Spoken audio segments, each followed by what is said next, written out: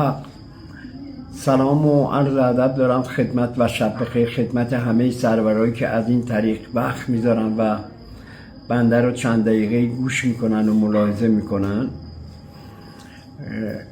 اولا میخواستم اربعین این عزیزایی که تو معدن جونشون رو از دست دادن و به خانواده هاشون تسلیت بگم و براشون آرزوی صبر بکنم و برای شادی روح اونایی که رفتن، عزیزای زحمتکشی که از دنیا رفتن، آرزوی شادی بکنم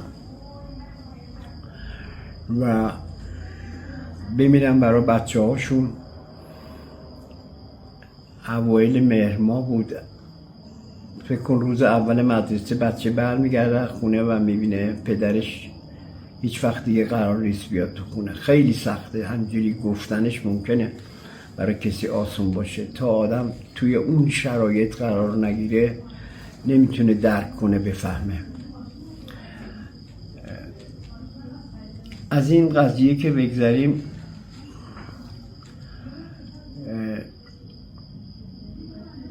میریم سر جریان خودمون. من دقیقاً میشه گفت 20 روزیه که از طریق وزارت ارشاد بازنشست شدم. طرف صحبتم با مسئولین و برنامه گذارای همین اتفاقات. مثلا اگر یک کسی در کشور ما الان بازنشست بشه، دور از جون همه بازنشسته ها خودم رو عرض میکنم،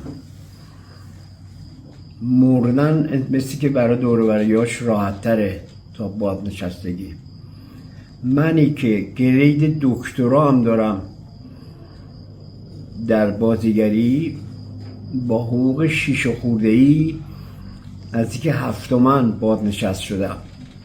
بمیرم برای معلم‌ها، برای ناظم‌ها، برای کل فرهنگی‌ها، دانشگاهی‌ها.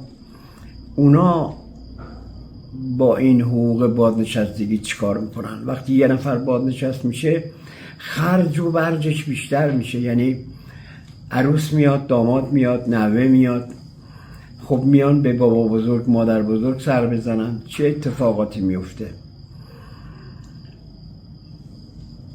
باز خودم عرض میکنم، بابا بزرگ مرده باشه مثل که زحمتش کمتره، حداقل حرص جوش نمیخوره، نمیریزه تو خودش.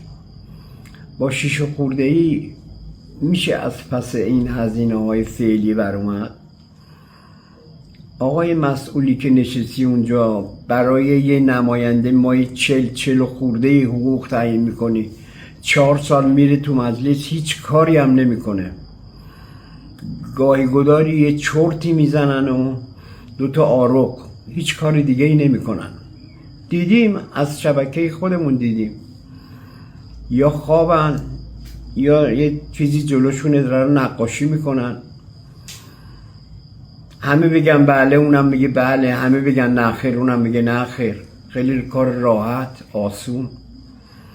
نه قرار بشکه‌ای جابجا کنه، نه قرار بره تو معدن زغال سنگ در بیاره.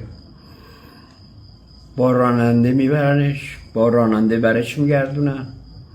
حالا به غیر از اتفاقات حاشیه‌ای که براش میفته به لحاظ مالی، خونه‌ای بگیره، ماشینی بگیره، پسر خاله‌ای رو سر کار بذاره، دختر خاله‌ای رو سر کار بذاره، به غیر از اونها فقط صاف و ساده بره بیاد ماهی 40 خورده‌ای میگیره. بازنشستم بشه لابد یه چیزی تو همین مایا، حداقل 30 تومن لابد حقوق میگیره. نمیدونم چقدر، حلالش باشه اگه زحمت میکشه، واقعا برای مردم اگر زحمت میکشه، زبان مردمه، حلالش باشه. یا آقایون دیگه و کسای دیگه، حالا من نمیخوام غیبت کنم، نمیخوام